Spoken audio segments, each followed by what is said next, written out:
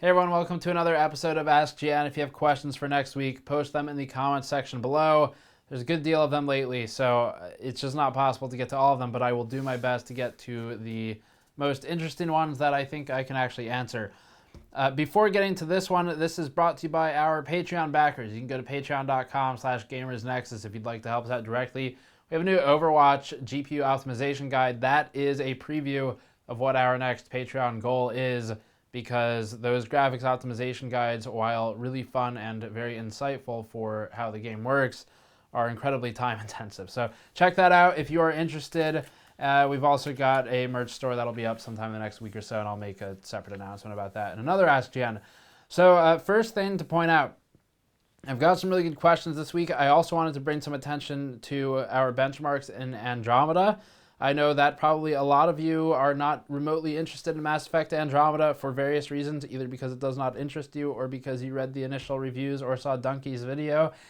Either way, there is some cool data there that's worth talking about. So one of those things was we had some frame time plots. We showed 30-second versus 120-second benchmarks and showed that they are more or less identical for the metrics that we required for the testing, so the duration really didn't impact anything. 30-second testing was just fine there. We also show the impact of various locations in Andromeda and how PlanetSide versus Nexus versus Tempest changed the performance, which is thanks again to our Discord Patreon members, because they provided a lot of save game files to accelerate that process.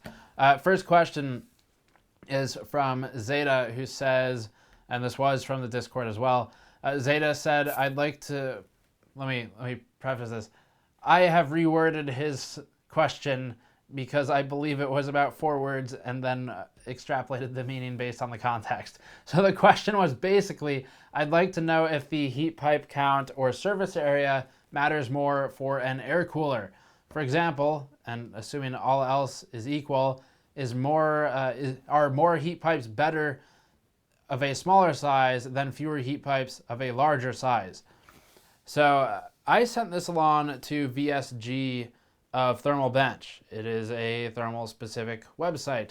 I've worked with VSG a good bit in the last few months or weeks on various benchmarks. The guy knows his stuff. I believe he's a postdoctorate researcher and uses really high-end thermal equipment that 90% of people in the space have no access to. So the guy knows his stuff. I sent the question to him, and I'm going to read his response here. He said, oh man, this is an excellent question. The diameter of a heat pipe does 2 things. 1, influences the available surface area of contact with the fin stack for heat transfer. And then 2, influences the volume bulk of heat transfer from the cold plate to the fin stack, where the specific thermal conductivity is on a per volume basis. So the number of heat pipes versus diameter of heat pipes plays into both hands. And as you mentioned, the third factor is airflow restriction. This should not be as big of a factor relative to the airflow restriction from the fin stack. So if you ignore it, then it comes down to what CFD, or computational fluid dynamics, simulations for heat sources say are the best way to go. In practice, there isn't any real difference between 4 6mm pipes and 3 8mm pipes for low heat loads we see, and that would be in computing. And this is especially so on GPUs where more thinner heat pipes are adopted to increase contact surface area. Also, the use of the exact type of heat pipe ends up being more of a retail availability and pricing thing than anything else. But to answer the question, I would say more thinner heat pipes where the fin stack is small would probably be the way to go. So there's your answer. That is from VSG of Thermal Bench. Thank you, VSG, for helping out with that one. Pretty interesting stuff. Great question. And it looks like for a, as he said, a smaller fin stack, which that would just be the actual, aluminum block on top of the heatsink. There's your fin stack. For a smaller one of these, he is suggesting that, based on theory, thinner heat pipes would be the way to go. Now, big note here. For this question, when I posed it to him, I said, we have to make a lot of assumptions. So let's assume that the fin stacks are the same when we're comparing 2 units. So we have 2 imaginary heat sinks in this scenario. One has 4 6mm pipes, and the other one has 3 8mm pipes. So that's our scenario. for that scenario, we made the assumptions that 1, the fin stack is the same. It is the exact same. And 2, the fan is the same. 3, the cold plate is the same and also has the same design. So some of them have those mirrored flat surfaces, and some of them you can actually see the heat pipes and even the cracks between the heat pipes, which is where you have the biggest potential for inefficiency in your thermal transfer, because when you have those air gaps in there, that's why we have thermal compound, as I've explained before. That thermal compound, and I can even see it on this unit, which was used ages ago and cleaned, it's still in there. That's because the point of TIM is to fill the air gaps, whether they are the microscopic imperfections or the bigger cracks between heat pipes, because that's where your air warms up and creates hot pockets within the, no relation, within the cold plate. So very good question, and again, thanks to VSG for helping out with that. Next question is Surpuppa, who is somewhat of a regular, says, question for the next Ask GN or an idea for an entire episode, which is the direction we're going to end up going. How does multitasking affect game performance? If I have a few Chrome tabs, a stream, Skype, Discord, Steam, and Battlenet, etc. open at the same time, is my performance affected much? Maybe see how Ryzen can combat this with its many cores. So we did definitely see this question. We've thought about it in the past. So I brought this question up to Patrick Lathan when we were talking about the options for the show. And he has been helping with all of the CPU benchmarking lately. He wrote the 1700X review that's on the site. So he's got hands on this stuff.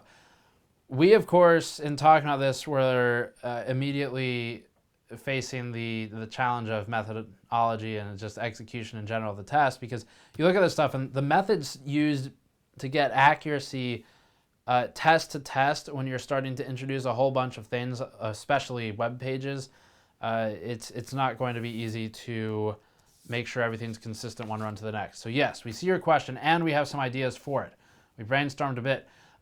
One thing, something like even Chrome doesn't really hog CPU resources when it's idling. So if you're running exclusive full screen, you're generally not going to see a whole lot of CPU resource consumption by Chrome. The one outlier there would be something like Twitch or really any streaming service. And in that scenario, if you're still streaming stuff other than maybe music while you're playing a game in exclusive full screen on a monitor, it's probably because you have two monitors. So in talking with Patrick, I think the way to properly do this and do it justice would be a multi-monitor setup, unless we wanted to do some kind of like windowed mode gaming, which I don't really like that idea. So we would probably have to go multi-monitor, because otherwise Windows is just going to stifle all of those tasks in the background that aren't being used when you're exclusive full screen to another application. In theory, there's some places where that's not true, particularly with some web pages. But that's generally how it should work. So multitasking isn't really multitasking if you're exclusive full screen in Battlefield 1, for instance, and you've got Excel and Word open doing nothing in the background. So to do this justice, we'll do multi-monitor. The next thing is what tasks do we use to test? So because we're mostly doing this or exploring doing this as a user request, it was a popular one, I would much rather hear from you all what you would like us to investigate for use in this benchmarking as the other tasks aside from gaming. So leave a comment below. I will have a top level comment that's pinned to the top of the comments thread. Reply to that one and tell me what kind of things you want open in the background while we're doing tests, and use the assumption that we're doing a multi-monitor setup. So you can have the game here and the other stuff here. The one thing we're looking into immediately would be something like a stream. Now to do that, you have some complications. You have to make sure that the amount of data being received is the same and the processing being done by the browser is the same and by the CPU, of course, as a result. We have a solution for that already. Brainstormed that one up earlier, so that's not going to be a problem. Streaming is one thing. Excel, Word, I don't know if really those would be engaged. So let me know what you think. That is more of a user request at the end of the day. But yes, we absolutely see your question and have thought about it. So it's a possibility. Next question. Omar Bahaa says, when a company is selling the same exact GPU with different factory overclocks for a price premium, do they have the same overclocking headroom, parenthetically, neglecting silicon lottery, or are they binned? I'm asking about the normal, I'm asking about the normal, not like the known to be binned KINGPIN cards. In my case, I'm specifically looking for the XFX 480 GTR. One version runs 1288, the other 1338 for a $20 price premium. So this is another one where I wanted to pitch this to manufacturers because I thought this is a good question. We've kind of addressed it in the past, but in the past when I have addressed it, it's been just based on information I've collected, and I wanted official responses this time. So reached out to EVGA and ASUS because they were most immediately available to us for before this video. So I asked EVGA and said the same thing to them. If you sell all these different SKUs, let's ignore things like KINGPIN. Are they binned? How are they binned? How do you do that process?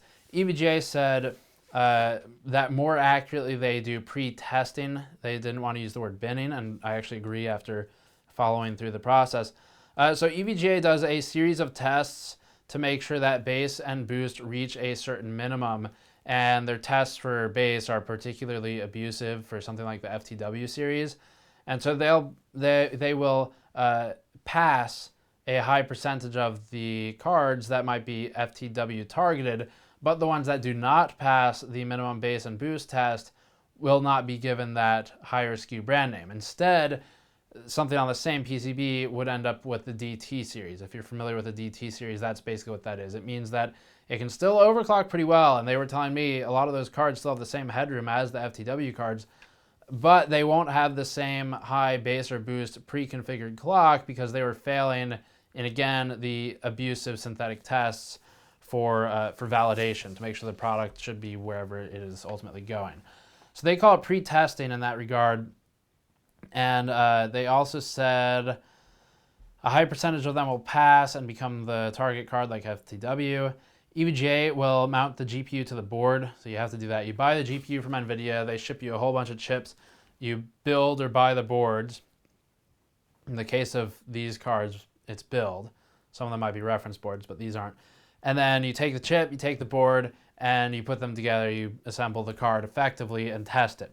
So they do that. That determines, the testing determines which SKU within the board's available SKUs it will become, FTW, DT, or otherwise. We asked if they ever tried to test the GPU and find that it's so good they want to pull it and put it on a different card like KINGPIN. And they said that they have done that in the past, but it's a huge amount of work and it's kind of risky because when you're dealing with BGA mount things, desoldering it effectively and putting it on something else is not a trivial process. So this is a quote from ASUS. They said, it's not really binning per se, as you have to test the chip to understand the differences not only in clocking capabilities but also temp ranges at those clock speeds. So pre-testing, and this was in response to my question, is a good way to say it. That said, you will still have the chip lottery in some cases, as even after pre-testing for a certain clock or temperature level, there's still some headroom that occurs, which is why you had a GTX 1080 that maybe did 50 megahertz over the pre-test OC that another one might get you 100 megahertz over, for example. Those very top chips, we do a separate pass on for our ROG cards like Matrix and Poseidon, and in talking with them further about this, they're basically saying that those the ROG cards, Matrix, Poseidon, and otherwise, go through a whole lot more validation. And so because they go through more validation, they get a higher SKU, they're sold for more, and theoretically, they at least will be sold at a higher reference or a higher base and boost speed, if not actually boast a higher overclock potential. Though with Pascal, as we've seen, that's not too exciting. So that's how EVGA and ASUS do it. I asked a whole lot more questions, and they're waiting to get on calls with the Taiwan teams at some point this week or next, and then they'll get back to me. So we might have more on that. Next question is from Sam, the man who loaned us his Titan XP several months ago. Sam says, how does a Ryzen chip binning work? I can barely see a difference when overclocking all three of the R7 lineup. So what's different apart from the price tag? Is this to do with ASIC quality? You know, that's an interesting question. When we did our R7 1700 review, which was largely positive, especially coming off the 1800X review, a big reason that review was seemingly so much more positive than the 1800X review is because our R7 1700 effectively invalidated the existence of our 1800X. And that's because it could clock the same or even higher in some cases, but that's just the chip lottery, as Asus was saying. So the fact that you could achieve these higher clocks if you are an overclocking type did kind of raise some questions. And with the 1700X, it was even more questions because it sits dead in the middle of a weird range where the 1700 can do what the 1700X can do with all the stuff that's out in the first production run pretty reliably. There's a good chance you can at least hit 1700X stock clocks and therefore achieve 1700X performance because there's really no other difference of note. So what are the differences then? Well, first of all, the X. The X denotes a wider XFR range XFR, I guess redundant, extended frequency range for the 1700X and the 1800X processors. As far as binning, I don't have a hard answer for you. And the thing I'm most curious about is what happens after this first production run. So to phrase that question, basically, if our 1700 today can do 4.0 gigahertz and achieve the same performance as a 1700X or an 1800X, even when they are overclocked, what's going on in the future where these things might get more binning based on demand in the market? So a 1700 today, the ones provided to us, we bought one and we had one provided to us by AMD. Those today could be binned down chips where they were potentially dropped into a lower SKU to fill demand, where they could have actually passed as something like a 1700X or an 1800X in terms of validation. And this kind of blends in with the previous question as well, because these are all the same architecture, same R7 everything, it's just the SKU is different, the clocks are different. So then your separation comes from two things: market demand and meeting it, and validation. In other words, did the 1700 that we AMD are selling for cheaper fail validation to be an 1800X chip? And if so, we mark it down, we sell it at a lower clock. So I don't know how that works will work in the future. I don't know how they're doing it now, and I'm not sure if anyone does. If you've seen a source, great, please post it below, like an official actual source. But the concern there is the 1700 we can recommend pretty easily today, but in 6 months, I don't know if those things are actually going to be lower performance overhead for overclocking than they are today, depending on how they've scaled those initial shipments. So the answer, unfortunately, to your question is I don't know how the Ryzen binning works. There's been some discussion of it online, but I don't have anything official for you, and so I'm not going to try and guess. As for the differences, again, the differences between the three, if you're overclocking, it's not a whole lot, other than basically silicon lottery and apparently how your temperatures are read, which we'll have a whole thing on that separately. So yeah, hopefully that answers that. Basically, our current suggestion as of today is if you are buying Ryzen, probably get a 1700 and overclock it and be happy and save $200, or maybe a 1700X. But the 1800X doesn't seem worth it unless maybe your IT department won't let you overclock or something like that, in which case that's exiting core audience for us. So next question is from Ethan Lauchman, who says, will EVGA make an AMD video card? No, they will not. Now, the only reason I'm bringing this back up is because I'm still seeing it in a lot of video comment sections.